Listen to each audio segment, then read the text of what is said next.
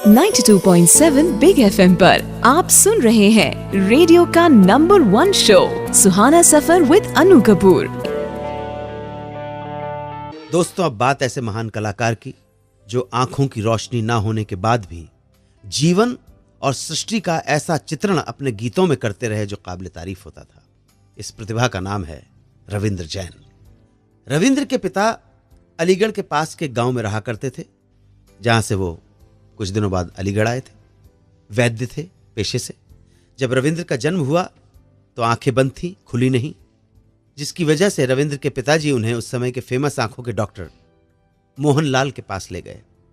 Doctor Mohanlal ने रविंद्र का operation किया आंखों का, मगर डॉक्टर साहब ने रविंद्र के पिता को यह भी बताया कि उनके बेटे की आंख की रोशनी बहुत कम है और शायद इसी वजह से उनका पढ़ना लिखना बहुत मुश्किल होगा। बहुत ज्यादा सावधानी रखने की जरूरत है। यही वजह रही कि बालक रविंद्र जैन सिर्फ 5वीं कक्षा तक ही पढ़ सका। लेकिन रविंद्र के लिए जिंदगी अभी रुकी नहीं थी। नई नई चीजों को सीखने के शौकीन जिज्ञासु प्रवृत्ति के रविंद्र अपने बड़े भाई डी.के. जैन, जो कि लिटरेचर के डॉक्टर थे, उनके साथ बैठकर सिर्फ सुनते हुए ही उन्होंने अपना सीखना आरंभ कर दिया। रविंद्र के बड़े भाई हिंदी, फारसी, इंग्लिश और फ्रेंच किताबें भी पढ़ा करते थे। बालक रविंद्र बड़े ध्यान से उन्हें सुनते और सीख लिया करते थे। बचपन से ही लिखने के शौकीन रविंद्र जो भी सुनते उसे याद कर लेते थे और शब्दों में लिख लिया करते थे। बोल देते थे, कोई लिख लेता था। जब पढ़ना बंद हो गया तो उन्होंने संगीत को सुनकर ही उसे सीखने का निश्चय किया, जिसके चलते जब भी वो अपने दोस्तों के साथ अंताक्षरी खेलते तो जब कभी भी किसी शब्द पर कोई गाना याद नहीं आता था तो अपना बनाया हुआ गाना ही तुरंत गढ़कर सुना दिया करते थे। संगीत में धीरे धीरे रुचि पैशन बन गई और संगीत की रुचि इतनी बढ़ी कि उन्होंने संगीत के गुरु घमंडीलाल जैन, जनार्दन शर्मा और नाथुराम शर्मा से विधिवत संगीत की शिक्षा लेनी शुरू कर दी और कुछ ही सालों में उन्होंने संगीत प्रभाकर की डिग्री भी हासिल कर ली।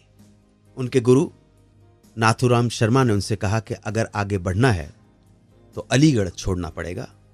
गुरु का आदेश मानकर रविंद्र जैन ने अलीगढ़ छोड़ दिया और जा पहुंचे कलकत्ता। यहां वो एक बंगाली फैमिली के साथ रहे और यहीं उनके रविंद्र संगीत के प्यार की शुरुआत हुई। कलकत्ता में उन्होंने जल्दी ही स्कूल में म्यूजिक सिखाना शुरू कर दिया, साथ ही साथ ट्यूशन भी देनी शुरू कर दी। रेडियो के लिए गाने लिखना और खुद भी गाना शुरू कर दिया। इसी बीच उन्हें सिंगर आरती मुखर्जी की आवाज में अपने पहले गीत को कंपोज और रिकॉर्ड करने का मौका भी मिला और ये मौका उनके लिए वरदान साबित हुआ।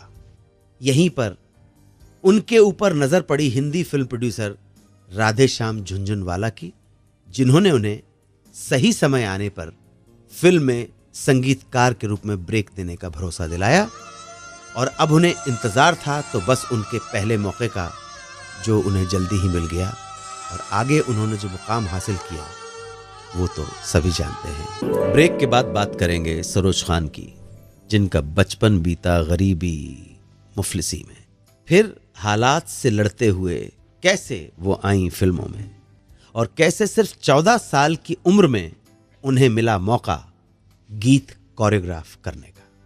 सरोज खान की कहानी अन्नू कपूर की जुबानी, सिर्फ Suhana Safar with Annu Kapoor 92.7 big FM पर। 92.7 बिग एफएम पर सुनते रहिए रेडियो का number 1 show Suhana Safar with Anu Kapoor.